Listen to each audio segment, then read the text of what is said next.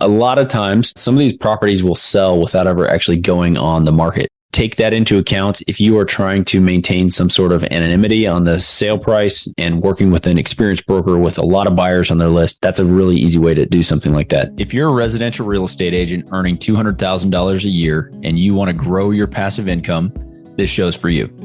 Learn the secrets other agents use and hear from experts in our field in order to guide you along your journey to investing in assets like apartment communities so that you can turn your commissions into cash flow.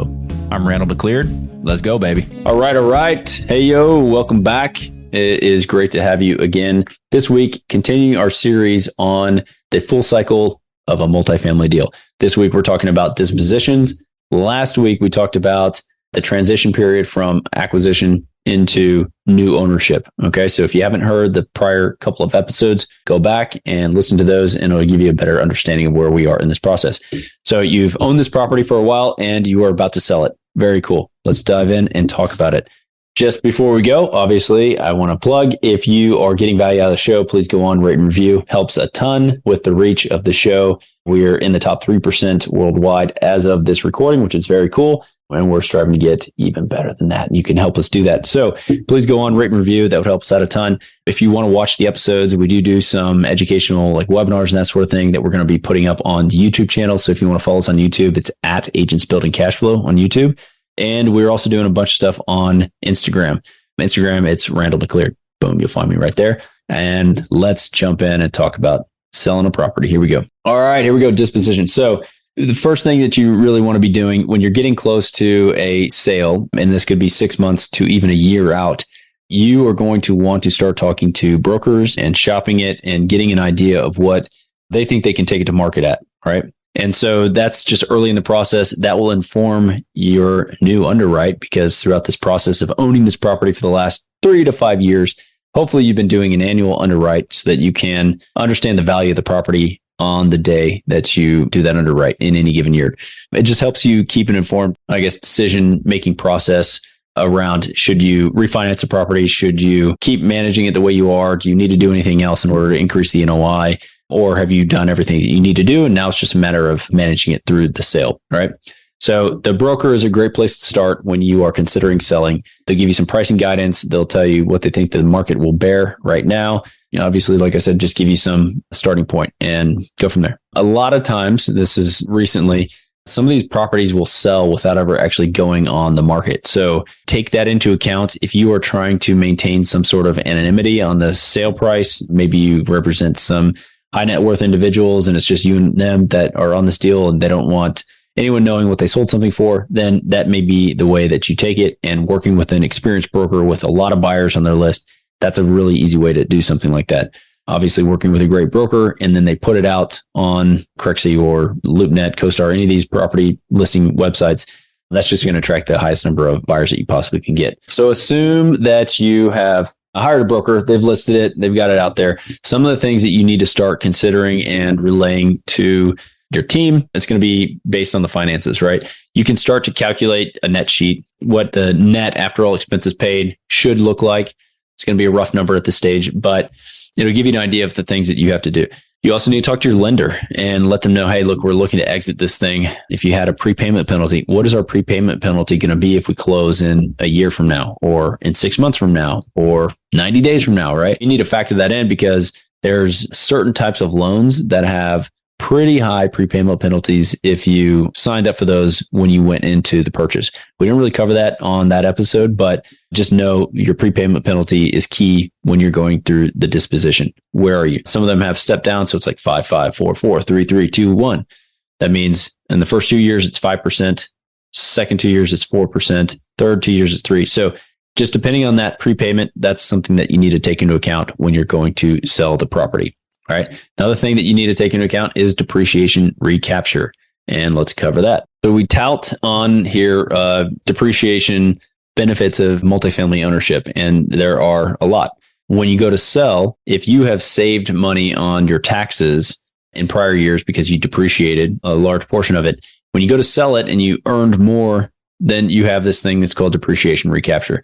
And so the government's going to take a little bit of that depreciation back and talk to a CPA, figure out what that looks like for you But that's just one thing to take into account whenever you are selling one of these properties. Now, when you are selling one of these, you hired a broker to give you a broker price of opinion. Typically, when you're selling these, the buyer's broker is going to come in and they're going to charge their own fee to their buyer. So if there's another broker involved, they're going to get paid on a separate agreement. So it's whatever you've agreed to pay your listing broker to list that property. Then you have other closing costs associated with the deal.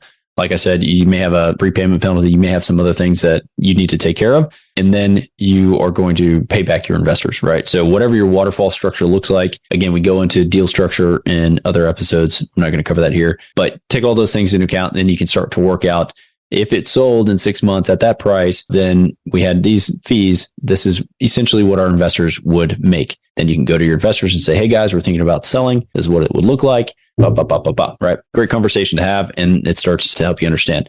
There's some other considerations. If you bought it yourself and you're looking to 1031 that to defer the tax on the gain, then this is the time that you would start looking at that, maybe start looking around in the market to see what other assets you could buy and roll that money into. If you did a syndication on the deal and you didn't structure the purchase properly, then you can't 1031 that money out into another deal without it getting complicated and maybe doing a drop and swap and that sort of thing. But we're not covering that in this episode. So those are just some considerations to take into account. If you did go into the purchase knowing that you were going to 1031 going out, then this would be the time to start thinking about replacement assets, right? All right. So you've made the decision. It makes sense. You're going to sell this property.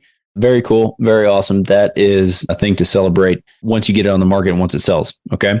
So you get on the market, you're going to be fielding offers. You're working with your broker to determine who has the highest and best. You're maybe having buyer calls where you are actually getting them on the phone and talking to them and figuring out if they have the chutzpah to actually get the deal done. Once you make a decision and you guys go through, then you sign, again, you're getting an LOI from them. So you're going to do the PSA, just the reverse of what you did. Have your attorneys get involved. You guys sign that, go to the title company, and you guys get this thing to the closing table and you close the deal, you get your money. Fantastic. Congratulations. Happy day. Now you disperse those funds to your investors based on the waterfall structure that you set up with them. Most of the time, let's just use an example. If you had a 7% preferred return, the 70-30 split on the back end, that means that if your investors throughout the hold of that deal didn't earn all of that 7% preferred return, you need to catch up that preferred return with them so that they get paid and made whole in their pref. And then whatever profits are left over, then you're splitting that 70-30, right? By profits, I mean, you need to return all the capital to your investors. You need to pay off that loan. You need to pay all the closing costs. And then whatever's left over, that's 70-30 split. 30% goes to you for owning it and operating it, and then 30% goes to the limited partners who gave you the capital and the equity to actually execute the deal. So you got some simple things to take care of at that point. Get utilities out of your name, close out the insurance, make sure that that thing gets refunded, any premium that you paid. All that stuff needs to be calculated before you can actually do the waterfall so that you know the entire profit on the deal and you can pay out everybody the whole deal. And at that point, it is making sure that you either reserve the capital in order to file the taxes and that sort of thing, and then close out the LLC so that everything's done and exit, and you give everybody their K1s, their final K1s, so that you guys can move on down the road and find another deal. Awesome. That is the end of this episode. So thanks for following it through to the end. I hope you got a lot out of this on the full cycle on a deal. We may do one more episode and need to go back and check and see if we have that in the lineup. But if not, it's been a great series talking about what it looks like to take an apartment full cycle on a deal. Have a great week, and we will catch up soon. Surprisingly, most of the agents we speak with got into real estate hoping to gain passive income and become work optional. However, only 1 in 5 ever start investing. Most are simply too afraid to start. Once you get educated by listening to this show, you'll be able to overcome that fear and become the 1 in 5 who are finding financial freedom. Don't miss a single episode. If you want to stay up to date, the best way is to make sure you're subscribed. So if you haven't done that, go ahead and do it now. And we'll catch you on the next episode.